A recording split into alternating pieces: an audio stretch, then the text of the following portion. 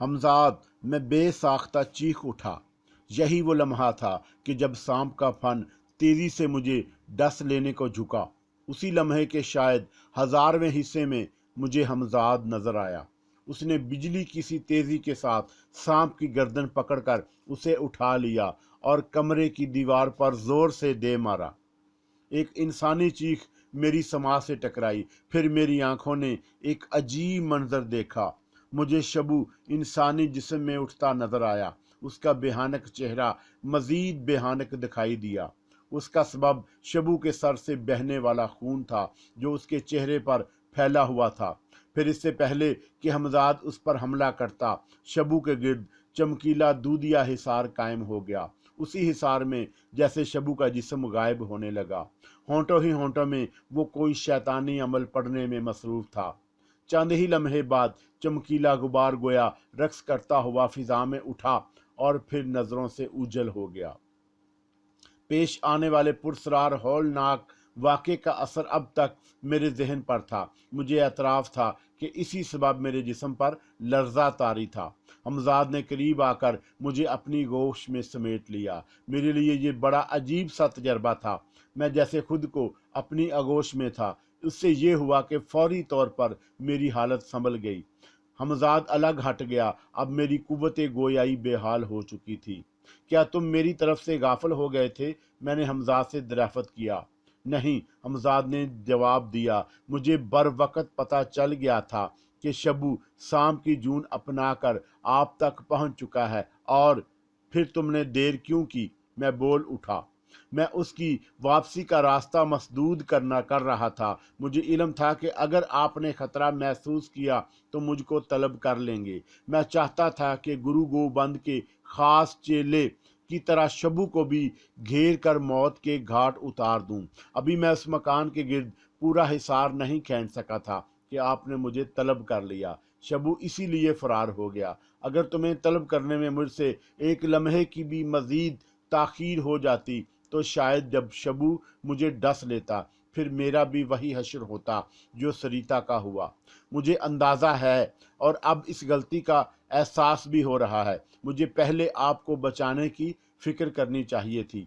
हमजाद ने अपनी गलती का एतराफ़ कर लिया।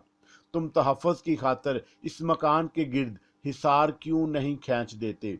मैंने इसलिए ऐसा नहीं किया कि यहाँ आपके अलावा दूसरे लोग भी आते जाते हैं, लेकिन अब हिसार खींचना ही पड़ेगा। इसके अलावा खुद मुझे भी आपकी हिफाजत के लिए यहीं रहना पड़ेगा, क्योंकि दुश्मन दोबारा भी हमला कर सकता है। ऐ शेख करामत के हमजाद, तूने ठीक कहा। एक जानी पहचानी आवाज़ से कमरा गूंज उठा। ये आवाज़ गुरु गोबंद की थी। तूने मेरे खास चेले की लाश को मार डाला और अब शबू को भी दोबारा जख्मी कर दिया। सो अब तो मेरे इंतकाम से नहीं बच सकेगा और ना शेख करामत की जिंदगी को बचा पाएगा। बस कुछ दिन की बात है, फिर ना तेरा खींचा हुआ हिसार मुझे रोक सकेगा, ना तेरी कोई कुव्वत काम आएगी। आज ही रात में काली माई का 40वां शुरू कर रहा हूँ। मैंने दानिस्ता खौफजदा आवाज़ में गुरुबंद से पूछा, तो इसका मतलब ये हुआ गुरुजी कि अब हमारी मौत में सिर्फ 40 दिन बाकी हैं? डर गया शेख करामत। गुरु गोबंद की हंसी सुनाई दी। फिर उसने बताया, हाँ, तेरी और तेरे हमजाद की मौत में इतने ही दिन हैं। अपनी शक्ति से मुझे अब ये भी मालूम हो चुका है कि तेरा हमजाद सिर्फ तेरे ही काम आ सकता है। सो अब मैं इस धोखे में नहीं रहा। मैं तुझे मार दूंगा तो तेरे ही साथ तेरा हमजाद भी मर जाएगा।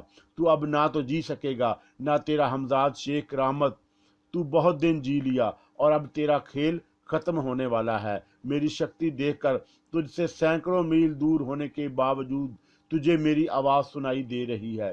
जी ले और 40 दिन तक जी ले, फिर तो तेरी मौत यकीनी है। इन अल्फाज के साथ ही गुरु गोबंद की आवाज़ आना बंद हो गई। अगर इस वक्त हिसार खींचा होता तो गुरु गोबंद की आवाज़ सुनाई ना देती, हमजाद ने बताया। और ये अच्छा ही हुआ। इस तरह हमें गुरु गोबंद के आइंदा अज़ाइम का पता चल गया। मैं बोला कि उसने आज रात से 40 दिन का शैतानी अमल शुरू किया है और मैं इससे पहले ही अपना वजीफ़ा पूरा कर चुका हूँगा। आपने बड़ी चालाकी से उसके शैतानी अमल की मुद्दत मालूम कर ली। अब हमें सिर्फ शबों की तरफ से खतरा है जिसका तदराक मुमकिन है, हमजाद ने कहा, और फिर मुझसे इजाज़त लेकर हिसार खींचने के लिए चला गया। मुझे ये इत्मीनान था कि अब हमजाद को तलब करने की ज़रूरत नहीं पड़ेगी। वो खुद बचा चुका था कि अब मेरे पास ही रहेगा। हमजाद ने जो हिसार खींचा था उससे मुझे कोई नुकसान ना पहुंचा। वो हिसार दूसरों के लिए था, उसे सिर्फ मुझे इसका अमली तजर्बा भी हो गया। निसफ शब से पहले ही हमजाद मुझे इस मकान से निकाल कर ले गया। हिसार उसने कायम रहने ही दिया था। मैं अपने होशो हवास में ना खो बैठूं। हमजाद इसी वजह से मुझे उठाए धीमी रफ्तार में महू परवास था। सदर घाट की आबादी से आगे हमजाद ने मुझे बूढ़ी गंगा के किनारे एक जगह ज़मीन पर उतार दिया। इस जगह दूर दूर तक सन्नाटे की हुक्मरानी थी। दूर तक फैली हुई चांदनी भी अजीब सी लग रही थी। उसी चांदनी में खासी फासले पर मुझे किसी जटासारी साधु का हयोला दिखाई दिया। वो दरिया के किनारे पेड़ पर पैर चढ़ाए आसन मारे किसी मुजस्मे की तरह बैठा था। उसके जिस्म में जरा सी भी हरकत महसूस नहीं हो रही थी। मैं उसकी तरफ कदम उठाने लगा। हमजाद ने मुझे यही हदायत दी थी। अब मैं जा रहा हूँ, हमजाद ने मुझे मुखातब किया। ये रख लिए। मैंने हमजाद से मुट्ठी भर कंकरियाँ ली। फिर हमजाद गायब हो गया और मैं बदस्तूर आगे बढ़ता रहा। मुझे मालूम था कि नजर आने वाला वो हयोला हिंदू साहर शिव नंदन ही हो सकता है। शिव नंदन से 7 कदम के फासले पर मुझे रुक जाना पड़ा। मैंने ऐसा ही किया। अब वो साहर मुझे वाज़े तौर पर दिखाई दे रहा था। यकीनन वो अपना शैतानी अमल शुरू कर चुका था। उसका जिस्म अकड़ा हुआ और आंखें बंद थीं। स्टालों पर लंबे लंबे बाल बिखरे हुए थे। जिस्म पर ढीला ढाला गेरवी लिबास था और उसके मोटे मोटे होंठ तेजी से हरकत कर रहे थे। सामने ही थोड़े फासले पर एक इंसानी खोपड़ी रखी थी। अपने हमजाद की हदायत के मुताबिक मैंने या का हार पढ़कर एक कंकरी पर दम किया। बकिया कंकरियां मेरे दाएं बाएं हाथ में थीं। मुझे अब उस खोपड़ी का निशाना लेना था। शर्त यह थी कि निशाना खता ना हो। फासला ज्यादा नहीं था, इसलिए मुझे अपनी कामयाबी की उम्मीद थी। खोपड़ी का निशाना लेकर मैंने पहली कंकरी मारी। मेरा ख्याल था कि इस इंसानी खोपड़ी पर कंकरी लगते ही हल्की सी आवाज़ होगी, मगर ऐसा नहीं हुआ। कंकरी जैसे ही खोपड़ी से टकराई, ज़बरदस्त धमाका हुआ, जिसकी वजह से खुद मैं भी उछल पड़ा। उसी के साथ साहर शिवनंदन ने भी आंखें खोल दी, मगर उसके होंठ फिर भी हरकत करते रहे। उसने फिर अपनी सुर्ख सुर्ख आंखें मेरी तरफ उठाईं। मालूम नहीं उन आंखों में क्या सहर था कि मेरे जिस्म में खौफ की लहर सी दौड़ गई। मैंने फौरन उसकी तरफ से निगाह फेर ली। थोड़े तवक्कुफ से मुझे फिर खोपड़ी को निशाना बनाना था। मैंने दोबारा एक कंकरी पर दम किया और हर खतरे और खौफ को जहन से झटक कर खोपड़ी पर कंकड़ी खींच मारी। इस मर्तबा भी मेरा निशाना खता नहीं हुआ। फिजा में दूसरा धमाका सुनाई दिया, मगर अब कि मैं नहीं उछला, क्योंकि मुझे पहले ही धमाके की तवक्का थी। वक्फे वक्फे से मैं कंकरियों पर दम करके खोपड़ी को निशाना बनाता रहा। मैंने इस अरसे में हिंदू साहर की तरफ देखने से दानिस्ता गुरेज किया था। मैं कंकरियां गिन भी रहा था। मुझे हमजाद बता चुका था कि 7वीं कंकरी मारते ही कोई गैर मामूली वाकया पेश आ सकता है, लेकिन उससे मैं ना डरूं। जो भी पुरस्कार वाकया रूनमा होता, उससे मुझे कोई नुकसान ना होता। मैंने हमजाद से पूछा भी था कि उस पुरस्कार वाक़े की नोयत क्या होगी। हमजाद इस सवाल का जवाब नहीं दे सका। हमजाद के लिए भी इस नौ का ये पहला वाक़या था। 7वीं कंकरी मारते ही खोपड़ी को मैंने धमाका होने के बाद बुलंद होते देखा। खोपड़ी में आंखों की जगह जो गड़े थे उनसे शोले से लपके। फिर वो खोपड़ी साहर की तरफ फिजा में तैरती हुई आगे बढ़ी और उसके गिर्द चकराने लगी। मैं हैरत से ये मंजर देख रहा था। साहर के चेहरे पर शदीद खौफ के आसार दिखाई दिए।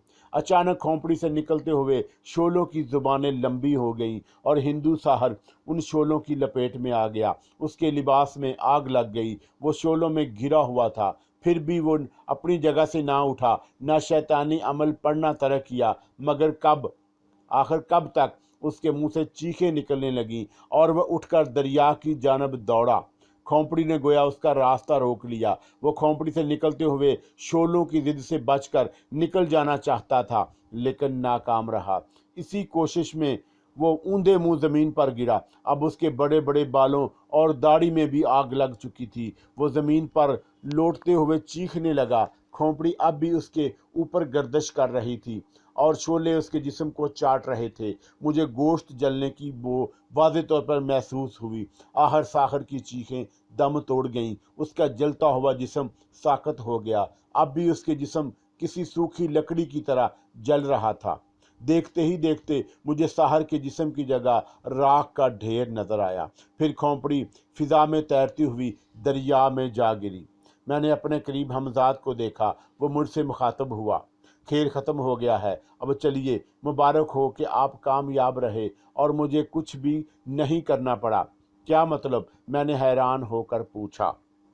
मुझे हिसार में दाखिल होने और उस पर हमला करने की ज़रूरत ही पेश नहीं आई। सिर्फ आप ही के अमल ने उसे ठिकाने लगा दिया। हमजाद ने वजाहत की।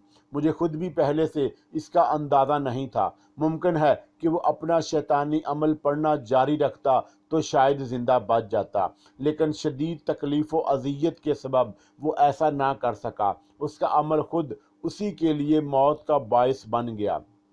आपने खोपड़ी पर 7वीं कंकरी मारी तो चंद लम्हों को उसकी तवज्जो बट गई और वो अमल पढ़ते पढ़ते रुक गया। यही चंद लम्हे उसके लिए तबाह कुन साबित हुए। खोपड़ी को अपनी तरफ आता देखकर उसने दोबारा अमल शुरू किया, लेकिन अब तीर कमान से निकल चुका था। शोलों ने उसे घेर लिया, जो खुद उसी के शैतानी अमल का नतीजा थे। फिर जो कुछ हुआ आपने अपनी आंखों से देख लिया। ऐसे में मुझे मजीद मुदाखलत की ज़रूरत महसूस नहीं हुई। ऐसा था तो फिर तुम्हें वाकई हिसार में दाखिल होकर कोई ख़तरा मोल नहीं लेना चाहिए था। मैंने भी उसके ख्याल से इत्तफाक किया। फिर हमजाद मुझे वहाँ से मोहम्मदपुर ले आया। ये पहला मौका था कि हमजाद की मदद के बगैर मैंने कोई कारनामा सर अंजाम दिया था। मुझे उस पर खुशी महसूस हो रही थी। हिंदू साहर शिव नंदन से निमटने और उसके अंजाम तक पहुंचाने में बेमुश्किल 1 घंटा लगा होगा। इस वक्त रात का 1 बजा था जब मैं सोने के लिए अपने बिस्तर पर दराज हुआ। एहतियातन मैंने ये जिम्मेदारी हमजाद पर डाल दी कि वो सुबह 9:30 बजे मुझे जगा दे। इस रात को मैं इतना बेखबर सोया कि दूसरे दिन हमजाद के जगाने ही पर उठा। नहा धोकर मैंने कपड़े बदले और फजर की कज़ा नमाज पढ़ी। मेरे हुक्म पर हमजाद नाश्ता ले आया। घर से निकलते वक्त हमजाद को तलब करके मैंने साथ रहने की ताकीद कर दी। उसके बाद हमजाद मुझे ढाका वापस ले आया, जहां मुझे कलमी नुस्खे का ख्याल आया, जिसमें वो वजीफ़ा दर्ज था जिस पर आज ही रात से अमल करना था।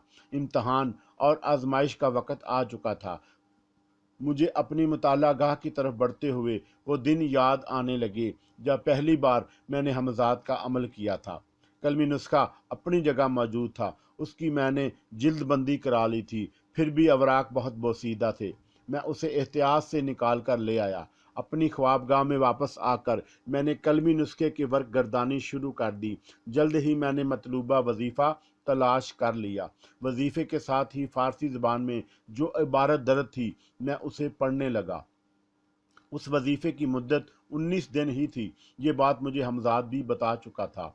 इस वजीफ़े की कुछ शराइत तो ऐसी थीं जिन पर मैं पहले ही से अमल पैरा था, यानी नमाज और पाक साफ रहना। हमजाद के अमल की खातर मुझे घर से बाहर भी निकलना पड़ता था, मगर इस वजीफ़े में ऐसी कोई शर्त नहीं थी। ये वजीफ़ा रोज़ इशा की नमाज के बाद से निसफ शब तक पढ़ा जाना था। ज़वाल का वक़्त शुरू होने से पहले ख़त्म कर देना था। इसके लिए ना किसी चिराग की ज़रूरत थी, ना कमरे में अंधेरे की। इशा की नमाज पढ़कर मुझे जान माज ही पर बैठे रहना था। हाँ, इसके लिए हिसार खींच कर बैठना लाजमी था। वजीफ़ा पढ़ते हुए मुझे किसी कीमत पर हिसार से नहीं निकलना था। ना वजीफ़ा पढ़कर सुबह होने से कबल कोई बात करना थी। अमल करके मुझे सो जाना था। हमजाद का अमल करते हुए मैं जिस तरह फ़रेब नज़र और फ़रेब समात का शिकार हुआ था, यही सूरत हाल इस वजीफ़े के दौरान में भी मुझे पेश आ सकती थी। इसका अंदाज़ा मुझे पहले ही से था कि शैतानी कुव्वतें मेरे अमल में ज़रूर रुकावटें डालेंगी। मैं इसीलिए ज़्यादा ना घबराया। इबारत के आखिरी हिस्सों में लिखा था कि जो ये वजीफ़ा पूरा करेगा, अल्लाह ताला उसे हैरत अंगेज पुरस्रार कुव्वतों से नवाज देगा। फिर कोई बड़ी से बड़ी शैतानी ताकत उसे ज़ैर ना कर सकेगी। इसके बरअक्स अमल बातल ताकतों को शिकस्त देने का अहल हो जाएगा। इस वजीफे के मुतल्लक तमाम तफसीलात पढ़कर मैंने मशवरे की गरज से हमजाद को तलब किया। तुम्हारा क्या ख्याल है, आज ही रात वजीफ़ा शुरू कर दिया जाए? मैंने हमजाद को मुखातब किया। जी हाँ, अब मज़ीद देर नहीं करनी चाहिए। आपको खबर ही है कि गुरु गोबंद पहले ही अपना शैतानी अमल शुरू कर चुका है। हमजाद ने मशवरा दिया। अमल के दौरान में तो ज़ाहिर है मैं तुम्हें तलब नहीं करूँगा और ना तुम मेरी कोई मदद कर सकोगे, लेकिन दिन के वक़्त तो ऐसी कोई पाबंदी नहीं है। मैंने पूछा, बेहतर यही है कि 19 दिन तक आप किसी अशद ज़रूरत के बगैर दिन के वक़्त भी मुझे तलब ना करें। हमजाद ने बताया, ठीक है, मेरी पूरी कोशिश यही होगी कि कोई मजबूरी आ पड़े तो अलग बात है। मैंने यकीन दहानी कराई, फिर हमजाद को रुखसत की इजाज़त दे दी। शराइत के मुताबिक जिस जगह बैठकर अमल किया जाना था वहाँ अमल का तनहा रहना ज़रूरी था। ख़ास तौर पर अमल के दौरान में किसी को भी वहाँ नहीं आना चाहिए था। मैंने इसी को मद्देनज़र रखते हुए अरशाद अली को अपने कमरे में बुला लिया। सुनो अरशाद अली, मैंने उससे कहा, आज ही रात मैं एक वजीफ़ा शुरू करने वाला हूँ।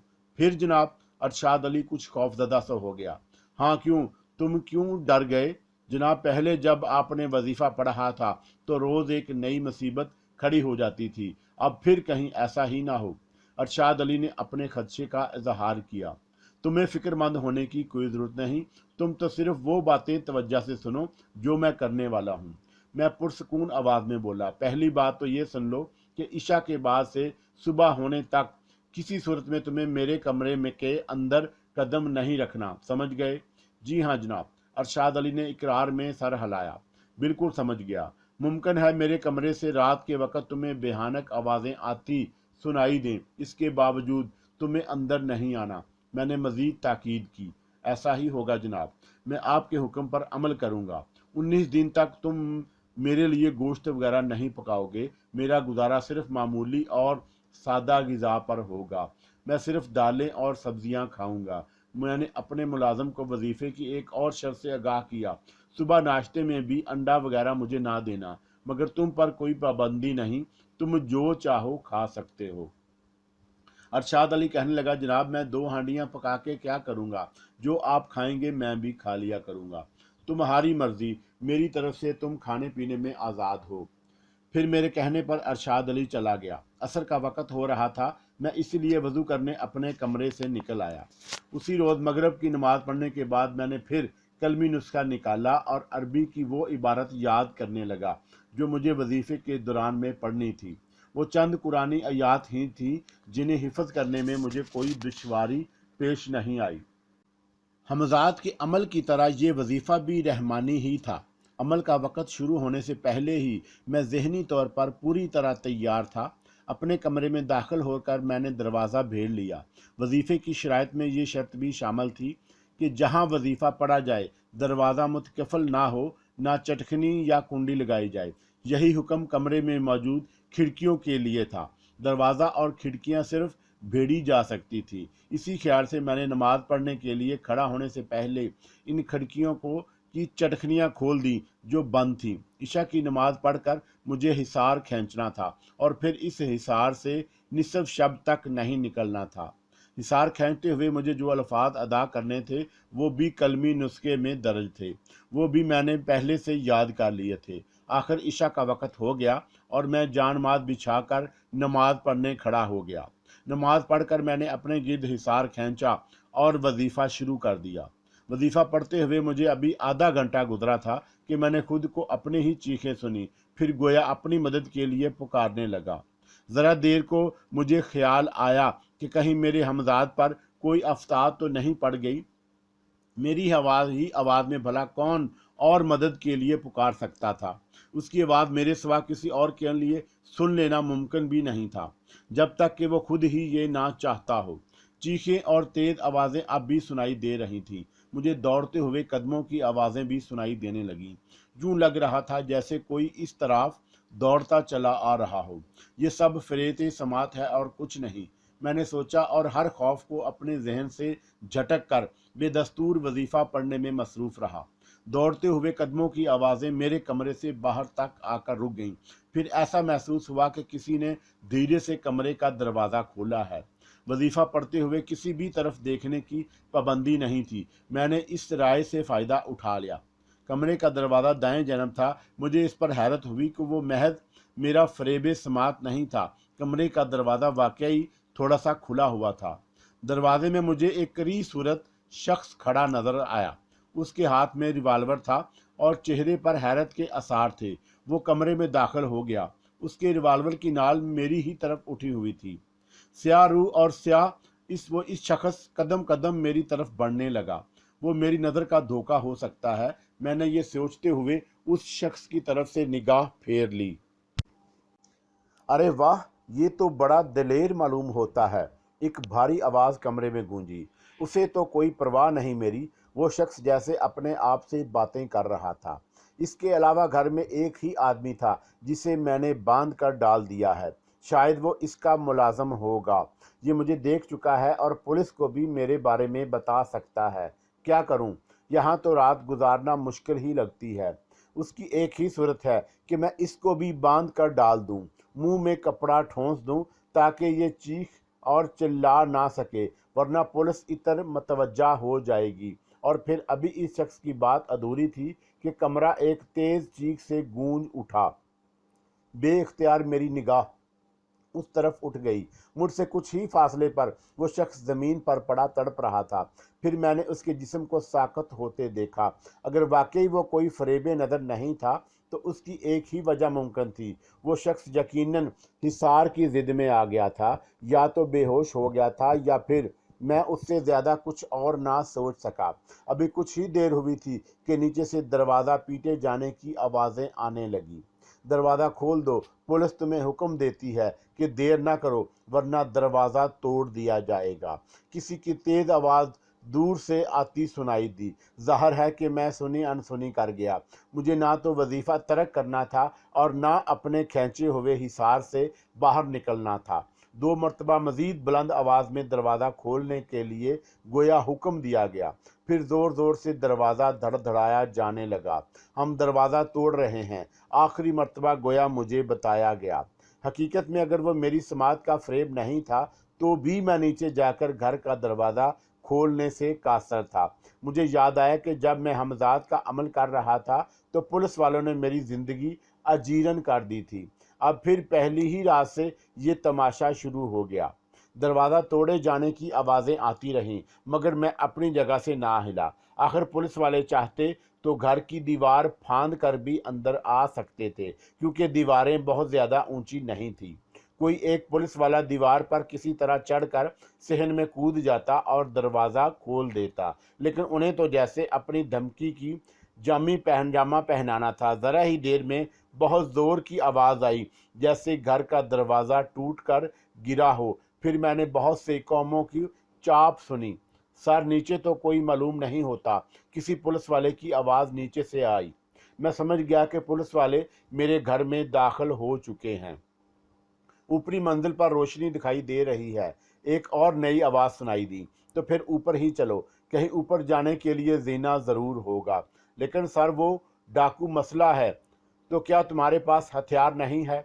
डरने की क्या बात है, आओ मेरे साथ, हुक्म दिया गया। सब कुछ सुनने के बावजूद मैंने वजीफ़ा पढ़ना ना छोड़ा, यहाँ तक कि पुलिस वाले ऊपरी मंजिल पर आ गए और फिर मेरे कमरे में भी घुस आए, क्योंकि वहीं रोशनी थी। मैं सर झुकाए अपने अमल में मसरूफ़ रहा। कोई पुलिस वाला चीखा, सर वो इधर, मैंने देख लिया है, ज़्यादा काबिल बनने की ज़रूरत नहीं। ये वही मफरूर मुजरम लगता है, लेकिन ये तो शायद बेहोश पड़ा है, और वो शायद कोई पुलिस अफसर था। तजस्सुस के तहत मेरी नज़र उस तरफ उठ गई। वर्दी से वो कोई पुलिस अफसर ही लगा। उसके साथ कमरे में तकरीबन 10-12 पुलिस वाले और थे। उन सभी के हाथों में राइफलें थीं। अचानक एक पुलिस वाले ने अपने अफसर की तवज्जो मेरी तरफ मबजूल कराई। अरे हाँ, इसे तो मैं भूल ही गया, पुलिस अफसर ने चौंक कर कहा। फिर बराह रास्त मुझसे मुखातब किया, ये क्या किस्सा है? तुम जाग रहे थे तो ये दरवाज़ा क्यों नहीं खोला, और अब भी चुप सादे बैठे हो? बोलो, ये कैसे बेहोश हो गया? जवाबन मैं खामोश ही रहा और उसकी तरफ नज़र उठाकर भी नहीं देखा। अबे बोलता क्यों नहीं? पुलिस अफसर अपनी रवायती बदतमीजी पर उतर आया। क्या तुझे मालूम नहीं कि मैं तेरी खाल भी उधेड़ सकता हूँ? इसी अरसे में 2 पुलिस वाले स्याह लिबास गाफल शख्स के करीब पहुंच गए। रिवाल्वर करीब ही उसके पड़ा हुआ था। सर, ये तो मर गया, एक पुलिस अफसर तकरीबन चीख उठा। क्या बकते हो? पुलिस अफसर पलट कर दौड़ा। फिर वो खुद ही लपक कर फर्श पर बेहसो हरकत पड़े हुए शख्स के करीब पहुंच गया। मेरी निगाह उसी तरफ थी। पुलिस अफसर ने नब्ज देखी, फिर नाक पर हाथ रखा और उछल पड़ा। ये तो वाकई जिंदा नहीं, लेकिन उसे कत्ल किसने किया? सर, यहाँ इस शख्स के सिवा और कौन है जिसने आपका हुक्म सुनकर भी जुबान नहीं खोली? यही शख्स उसे कत्ल कर सकता है। एक पुलिस वाले ने फौरन मेरे ऊपर कत्ल का इल्ज़ाम लगा दिया। फिर बोला, मकतूल को शायद गला घोंट कर हलाक किया गया है। ये तो इसका बाप भी बोलेगा। इसे शायद मालूम नहीं कि मेरे सामने तो मुर्दे भी बोलने लगते हैं। पुलिस अफसर किसी दरिंदे की तरह घुराया। ये कोई छोटा मोटा मामला नहीं, कत्ल का केस है, गिरफ्तार कर लो इसे। कोई पुलिस वाला अगर अपने अफसर के हुक्म की तामील में मुझे गिरफ्तार करने के लिए आगे बढ़ता तो उसका बेहानक नतीजा निकलता। मैं अब समझ चुका था कि यह सब कुछ फ़रेब नज़र या फ़रेब समात नहीं।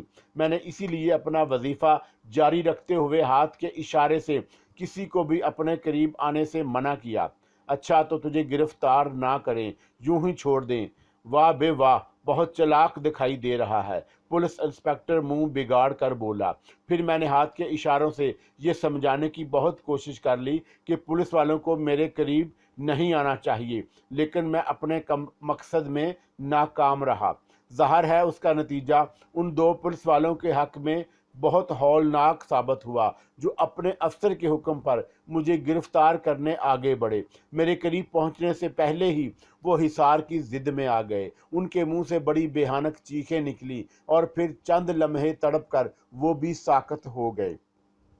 जरा देर को कमरे में मौत की खामोशी छा गई। उस खामोशी को पुलिस अफसर की घबराई हुई आवाज ने तोड़ा।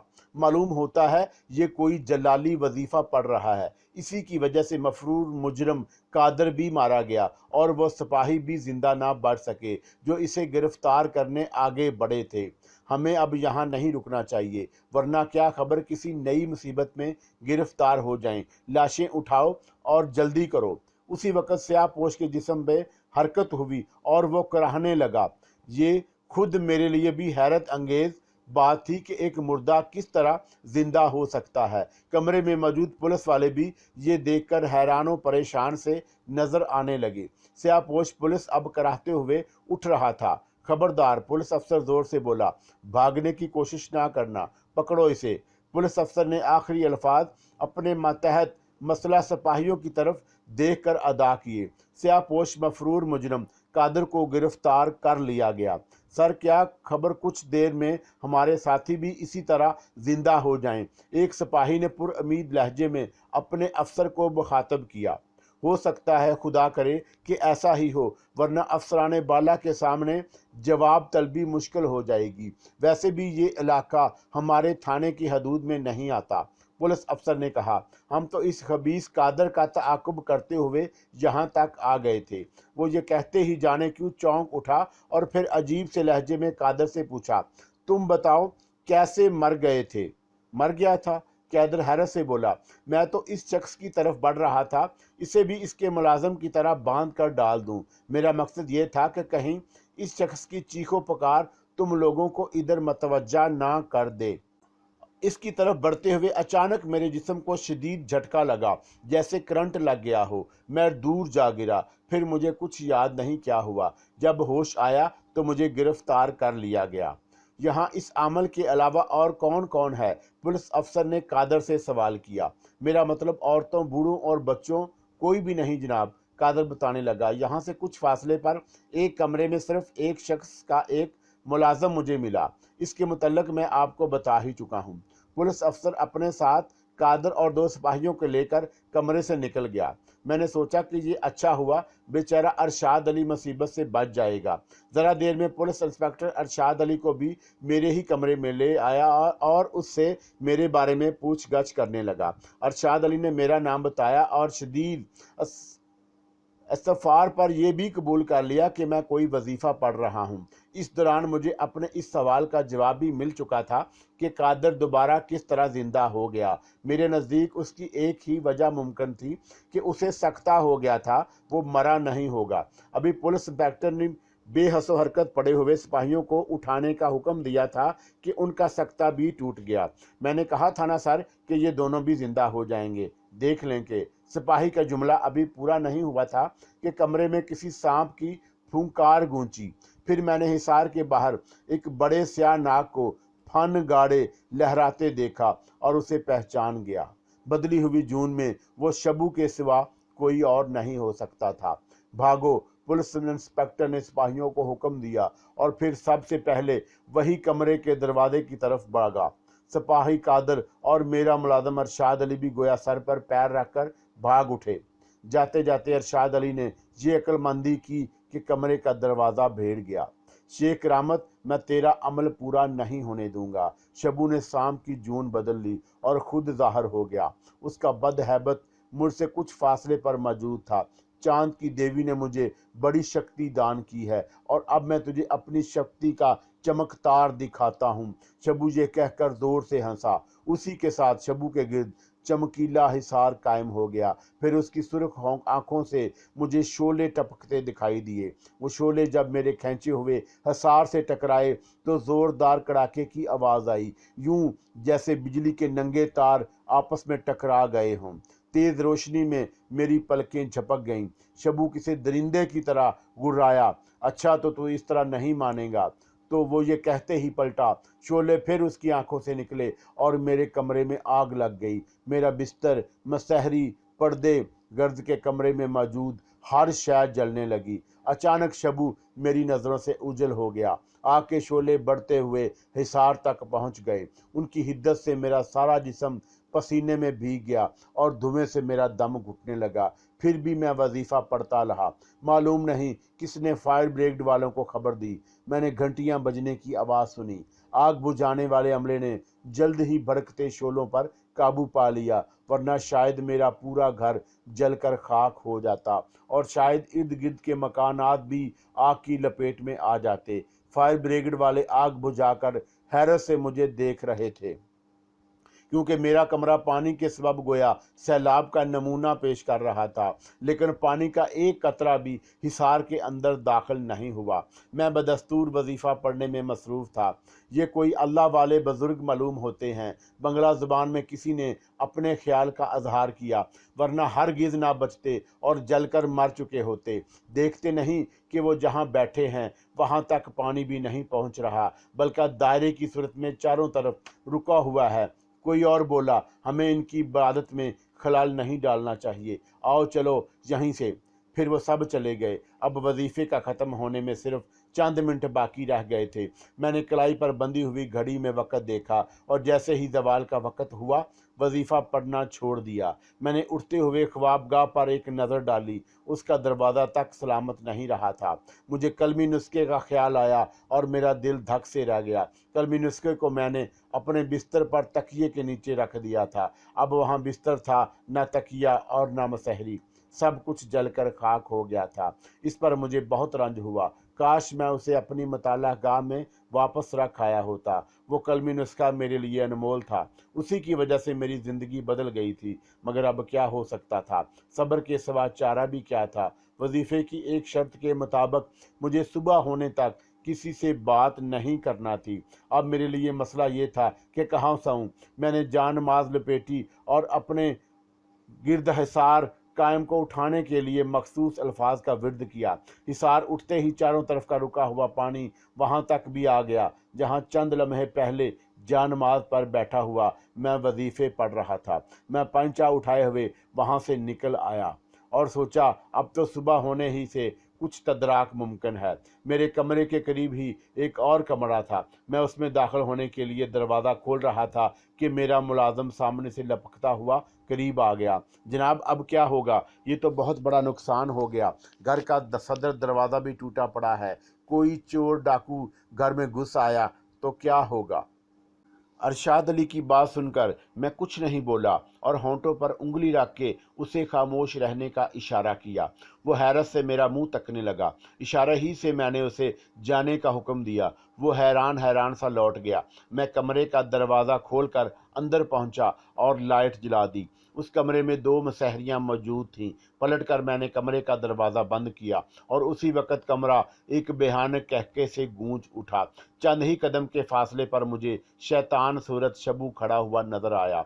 उसके हाथ में मुझे आहनी तरशोल भी दिखाई दिया। मुझे ये तवक्का नहीं थी कि वजीफे की मुद्दत ख़त्म होने पर भी वो खबीस मेरी जान का दुश्मन बना रहेगा। शेख करामत, आज तेरी ज़िंदगी की आखिरी रात है। शबू हंसते हुए मुझसे बोला, मैं ये तरशूल तेरे सीने में उतार दूंगा। मुझे शदीद तरीन खतरे का एहसास हुआ और मेरे जिस्म में खौफ की सर्द लहर दौड़ गई। शबू अपनी धमकी पर अमल कर सकता था।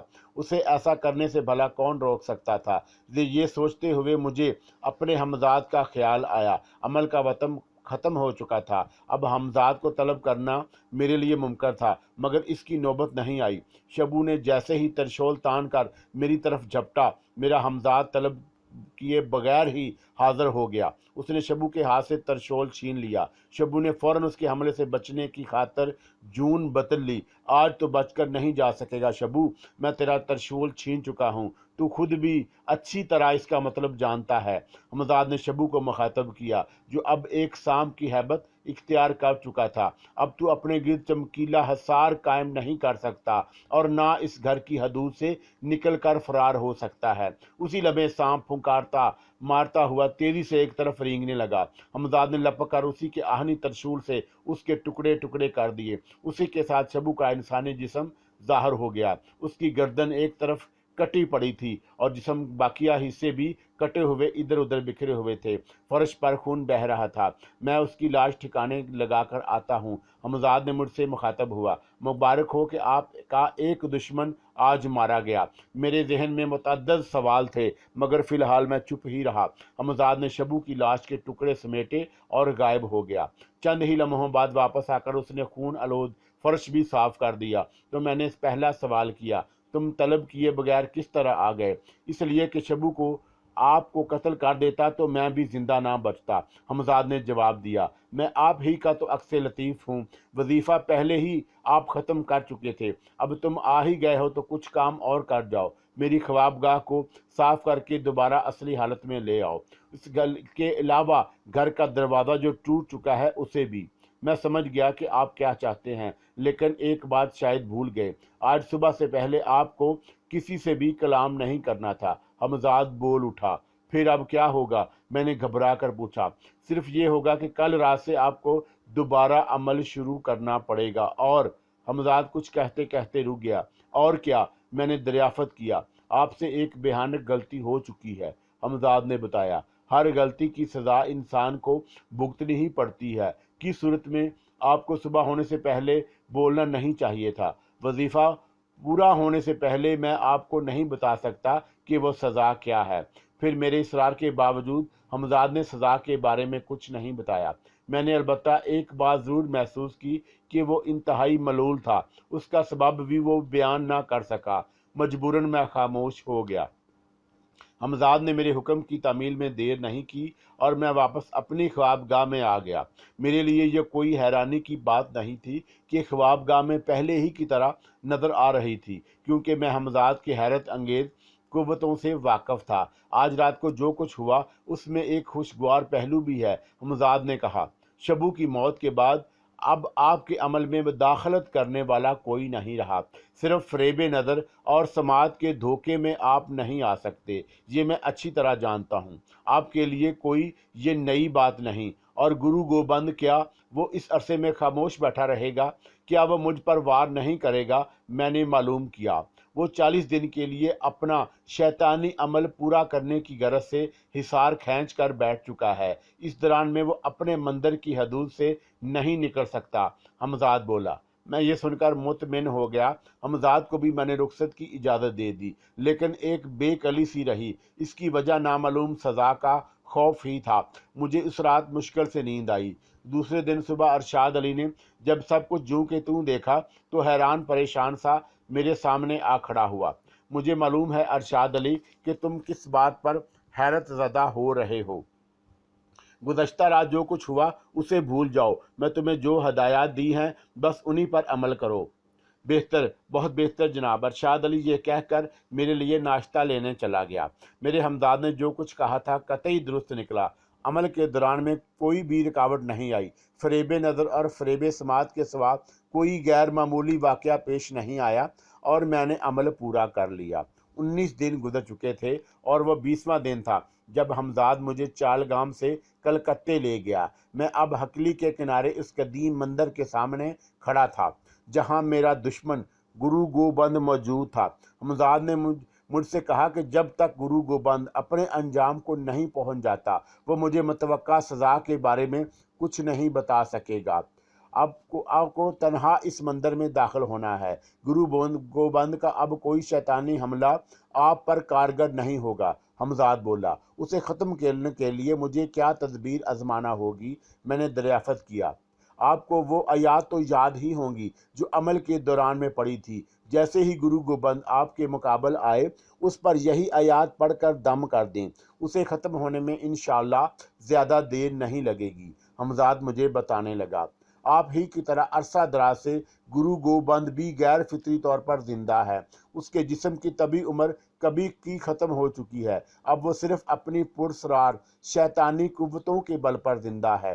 कुरानी आयात पढ़ते ही उसकी तमाम कुव्वतें सलब हो जाएंगी और वो अपने अंजाम को पहुंच जाएंगी। आप खुद आंखों से देख लेंगे उसका अंजाम कितना भयानक होगा। अब अल्लाह का नाम लेकर मंदिर में दाखिल हो जाइए, मैं वापसी में आपको यहीं मिलूंगा। ये सुनते ही मैं सामने ही नज़र आने वाले उजाड़ से मंदिर में दाखिल हो गया। मंदिर का दरवाज़ा खुला हुआ था। जैसे ही मैंने अंदर कदम रखा एकदम ज़ोर से घंटे बजने की आवाज़ें हर तरफ सुनाई देने लगीं। फिर एक आशना कहका मेरी समाज से टकराया, शेख करामत, आखिर तुझे तेरी मौत यहाँ तक खींच ही लाई। गुरु गोबंद की आवाज़ तो मेरी समाज से टकराई मगर वो खुद नज़र नहीं आया। फिर भी तो मेरा मेहमान है। तुझे मौत के घाट उतारने से पहले मैं तेरी स्वागत इस्तकबाल के लिए अपनी हसीन तरी दासियों को भेज रहा हूँ। ये तेरी हर ख्वाहिश पूरी करने की पाबंद हैं कि उनको मैंने यही हुक्म दिया है। आज आधी रात तक मैं तुझे जीने की मोहलत देता हूँ, जी भर कर ऐश उड़ा ले। जब ये मोहलत ख़त्म हो जाएगी तो मैं काली बाई के चरणों में तेरे कटे हुए सर की भींट चढ़ा दूंगा। तेरे खून से मैं काली माई की मूर्ति को गुस्ल दूंगा। इन्हीं अल्फाज के साथ ही ज़बरदस्त छनाका हुआ। वो उजाड़ सी जगह एकदम जैसे जन्नत नज़ीर बन गई। हर तरफ रंग ही रंग थे, खुशबू ही खुशबू थी। वो दूसरा छनाका हुआ तो जैसे मेरे हवास गुम हो गए। इतना सारा हुस्न जिंदगी भर मैंने किसी एक जगह नहीं देखा। वो गुरु गोबंद की दासियां थी जिन्हें मुझे अपने हलके में ले रखा था। बारीक लिबास उनके हसीन तरीन जिस्मों पर गोया तोहमत ही था। रोशनी जैसे उनके जिस्मों से फूट रही थी। वो सभी मुजस्समे खुशबू थी। मैंने ये जानने के लिए कि वो महज नज़र का धोखा तो नहीं, एक दासी को खींचकर अपने बाजुओं के हिसार में लिया। वो जीती जागती हकीकत थी, जाम से तौबा शिकन थी। मेरा तौबा जाम शिकन मेरा चेहरा उसके हसीन लबों पर झुकता चला गया। आरज़ो लब के हलावत ने मेरे जिस्म में लहू की गर्दश तेज कर दी। वो खुद सपुर्दगी की इंतहाई मंजिलों पर थी। खुद फरामोशी और बेखुदी की शायद वो चंद ही लम्हे थे। मैं दीदारे लज्जत में पहला कदम रखने वाला था कि जैसे किसी अनजानी पुरस्रार कुव्वत ने मुझे झंझोड़ दिया। मैं जैसे होश में आ गया। मुझे अब ये एहसास हो चुका था कि मेरा दुश्मन मेरे साथ क्या खतरनाक खेल खेलने वाला था। वो यकीनन मुझे नापाक करके कलाम इलाही को पढ़ने से रोकना चाहता था। ज़ाहिर है कि नापाक होने की सूरत में इन आयात का असर ख़त्म हो जाता जो मुझे अपने दुश्मन को उसके अंजाम तक पहुंचाने के लिए पढ़ना थी। गुरु गोबंद का ये ख़तरनाक वार बेकार हो गया। उसका सबब 19 दिन का वही अमल था जो मैंने पूरा कर लिया था। ला हौल वला पढ़कर मैंने उसी हसीन दासी को उठाकर दूर फेंक दिया और उठ खड़ा हुआ। ज़मीन पर गिरते ही वो दासी चीख उठी। फिर बकिया दासियां भी जैसे घबराकर भागने लगीं। चंद ही लम्हों में सारा मंजर बदल गया। अब मैं वहां अकेला खड़ा था और वह जगह मुझे दोबारा उजाड़ नजर आने लगी।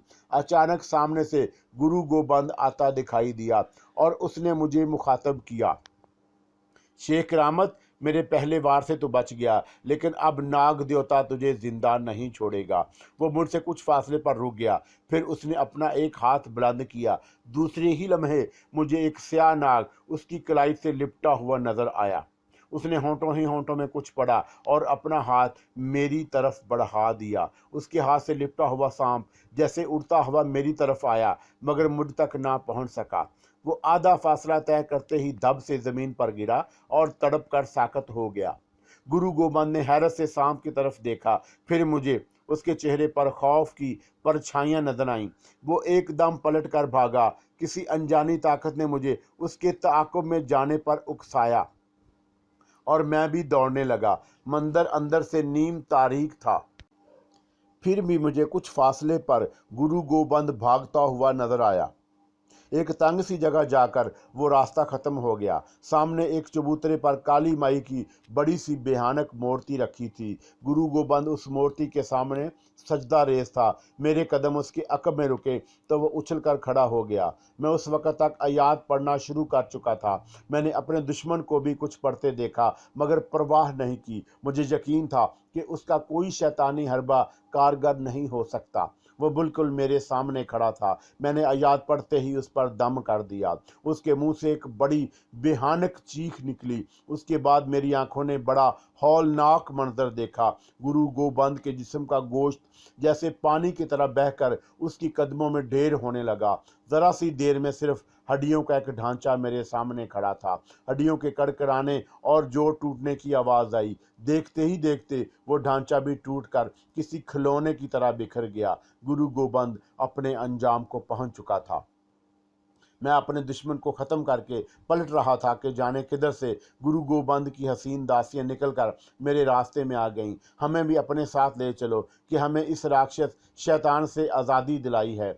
दासियों ने मुझसे इल्तजा की।